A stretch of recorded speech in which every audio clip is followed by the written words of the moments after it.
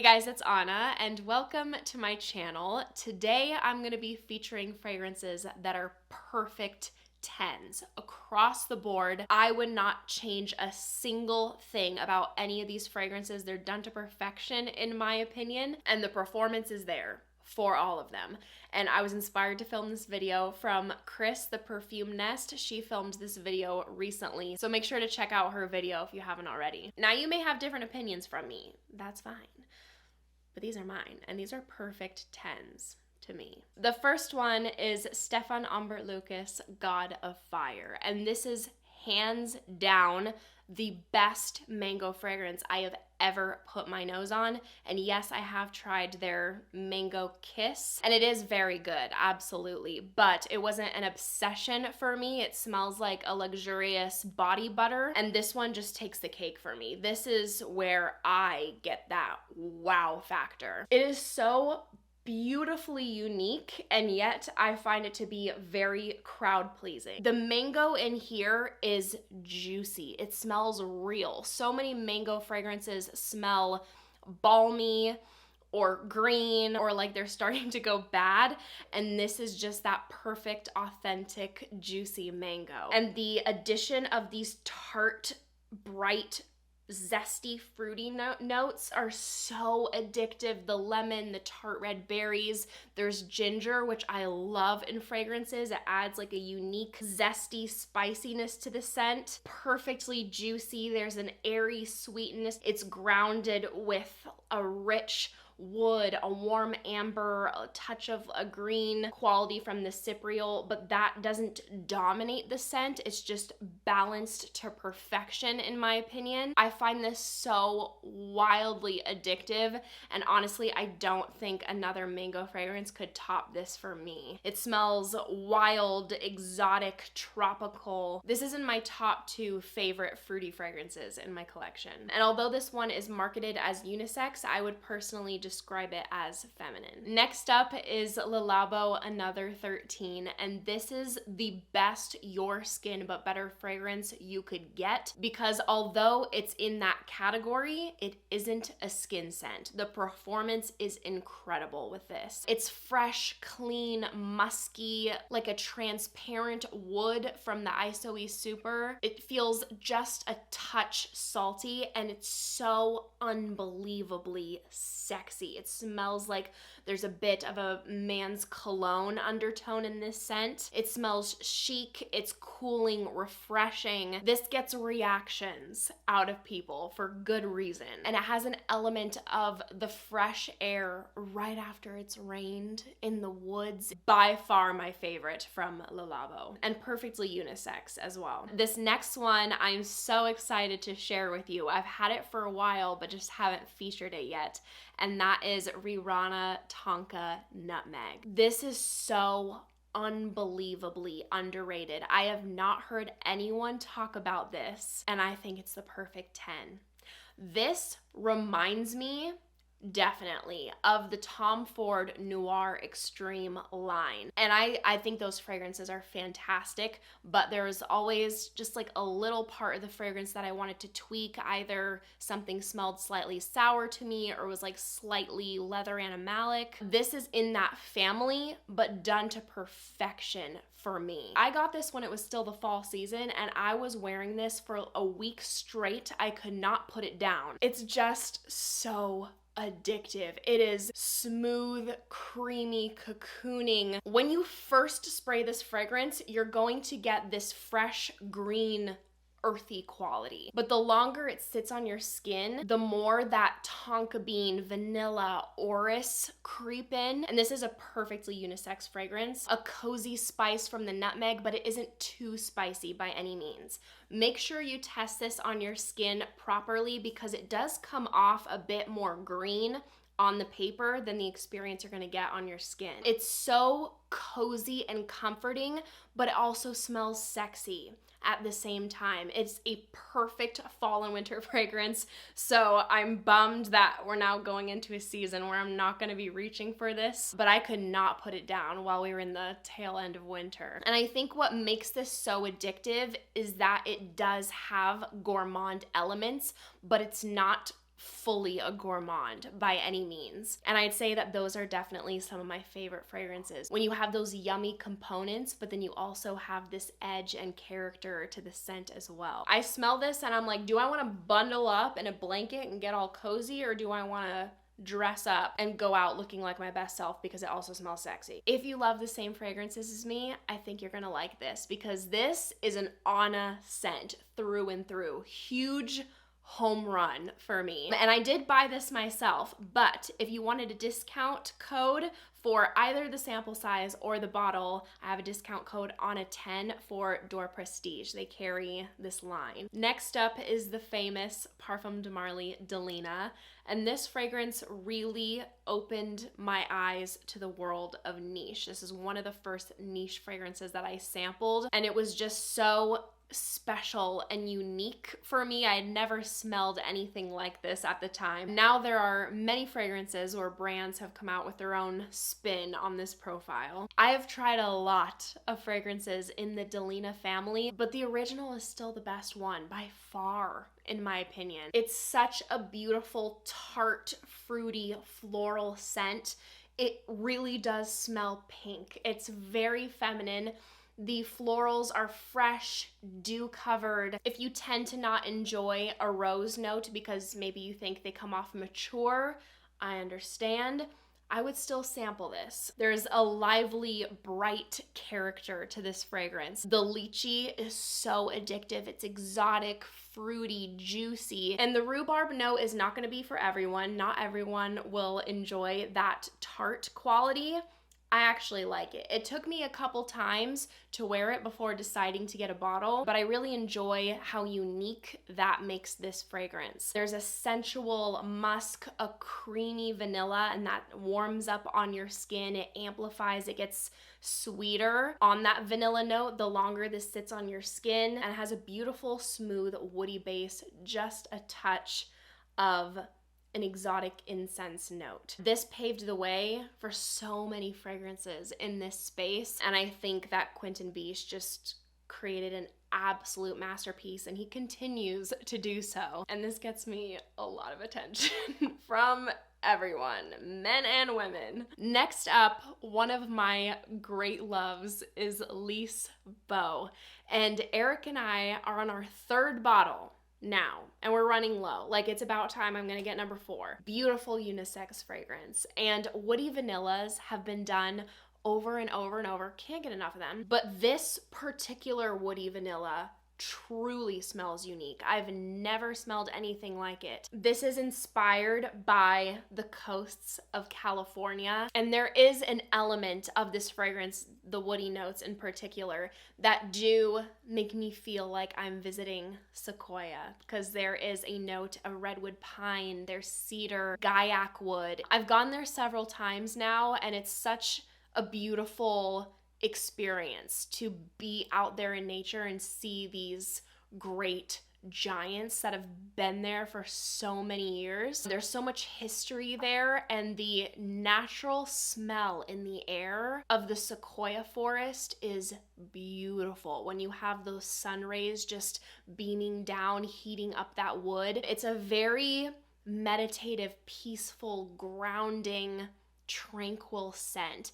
It's very comforting, and it just feels like home to me, not only because of that association with California, but also because this is literally our third bottle and Eric can't put it down. I can just smell the love that went into making this perfume, and it has a beautiful, creamy, vanilla bean type of vanilla to smooth everything over. It's not too sweet, it's not too much. You can definitely pick it up, but it isn't super sugary. It doesn't dominate the scent, but definitely adds to this cloud-like, cozy, warm feeling. There's a touch of a dry tobacco in the background. There's olibanum elemi resin, giving it a balmy, resinous feel.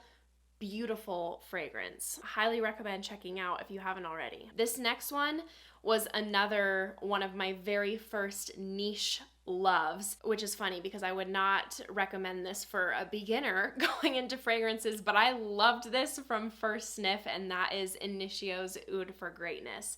This is unisex leaning masculine. I'd say most girls are not going to be into this profile, but if you're a woman who can appreciate and enjoy a masculine leaning scent, you want something bold, sexy, different, confident, then I recommend sampling this. I feel like this bottle is going to last forever for me because it is one of my strongest fragrances. This is also my favorite oud fragrance. I have not found one that has topped it for me and my taste. It's a dry, refined, smooth oud. It smells very rich, mysterious, and it definitely overall has a leather vibe. Someone very confident and sexy in a leather jacket. Saffron is such an addicting note for me. It's airy, it's sweet, it has a bit of that Baccarat Rouge 540 feel in here, but it's absolutely its own spin. It's not a dupe by any means. It's just that one note that will remind you of that a bit. While this is one of my favorite fragrances, I do have to be in the mood for it because I need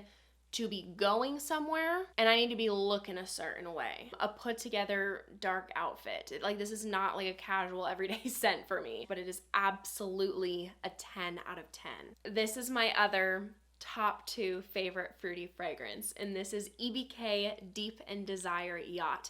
I own 3 from this house, love them all, but this one is by far my favorite out of the 3. I smelled this and I couldn't get out of my head. I was dreaming about it and I had to wear it every day until my sample was out and bought it immediately. I could not wait.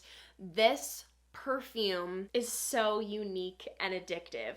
And if you've heard me talk about it before, I've mentioned that this smells like a luxurious blueberry muffin. This is for the gourmand girls. However, think less of that bready quality of the muffin. Take away some of those carbs. A muffin, but it's jam-packed full of blueberries. Blueberries aren't listed, grapes are listed, but to my nose, it registers as blueberries. However, if I think about grapes and then smell it, I could picture those dark, juicy, really sweet grapes. There's a bit of a tea note to cut through the sweetness, to ground it a bit, as well as a cedar wood.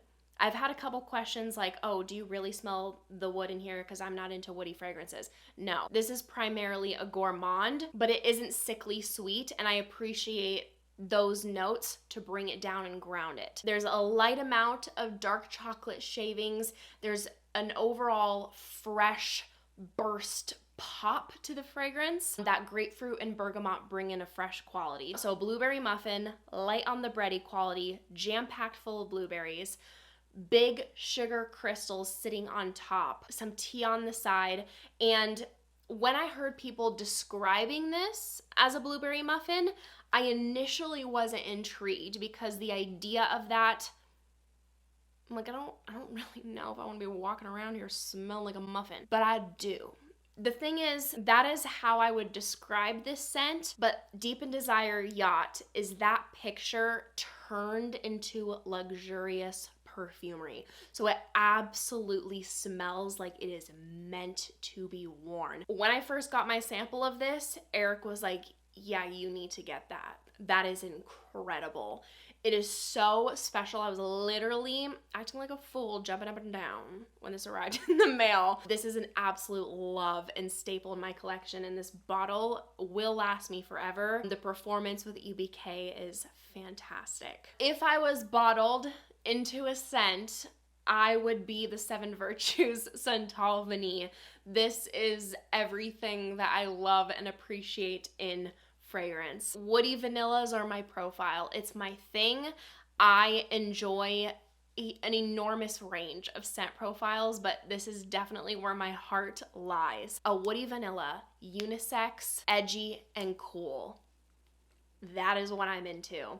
This is a masterpiece offered at Sephora. This is a scent I can wear year round because we have woody notes to ground it. It's a dry blast of sandalwood. There's a smooth cashmere. I'm also obsessed with the note of cardamom, bringing in an edgy, fresh spiciness. Cedar, molybdenum, but then the coconut milk, the vanilla lifts it up and makes it work in warm weather as well. Because this smells so natural, it can work in the heat. I couldn't pick up the coconut milk when I first bought this fragrance, but the longer it's sat, I can absolutely pick it up. And when I visited my family and I walked into the house wearing this, my sister's like, are you wearing something with coconut? It's so creamy and smooth, and the vanilla isn't too loud. I love that note because it just sweetens up these edgy notes, but it's not gourmand. Honestly, add vanilla to everything and it just makes it better. Next up, a classic. Guerlain's Mon Guerlain. Is this backwards? Yes. I appreciate this so much because it is an original designer fragrance. So many designer fragrances smell the same. It's like they're taking the same profile and just tweaking these slight little things and then coming out with a million flankers, and like all the companies are doing the same thing. This is different and it's a classic. It's a timeless perfume.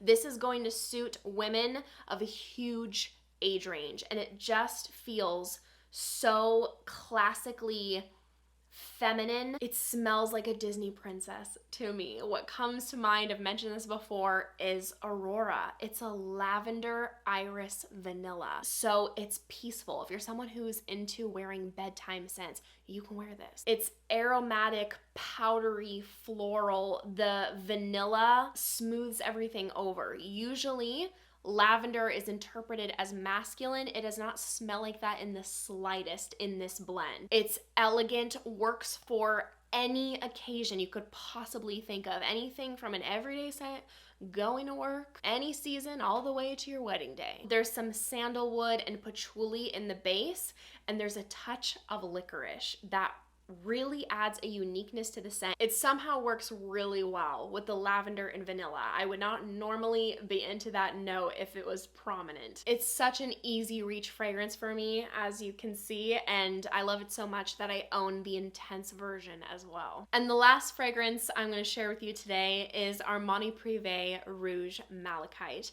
And I'm so impressed with this fragrance because this is a tuberose dominant scent that I love wholeheartedly.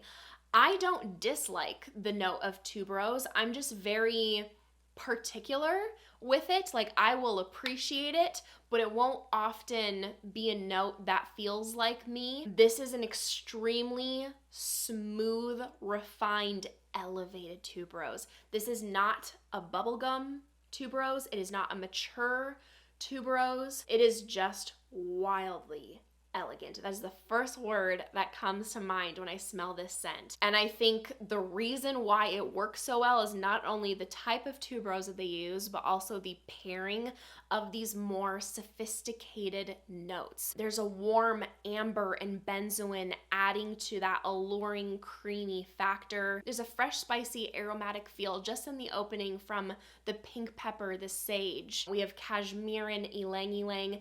This smells bright, inviting. I wouldn't wear this for very hot days because it is a very creamy blend, but this is beautiful for spring and fall. I have tested many tuberose fragrances since trying Rouge Malachite, and still none of them have trumped this one for me. So even if you're not into the note of tuberose, I would just sample it. Give it a try. So that wraps up my list of perfect 10 out of 10 fragrances. I would love to know what you guys consider your perfect 10 out of 10s, okay? We're talking the perfect blend, the perfect smell, an amazing performance. Across the board perfection. Thank you guys so much for watching. If you enjoyed, make sure to give this video a big thumbs up and make sure to subscribe down below if you haven't already. If you want to see me in any more videos, I'd appreciate it so, so much. I hope you guys are having an amazing day, and I hope to see you in my next video. Bye!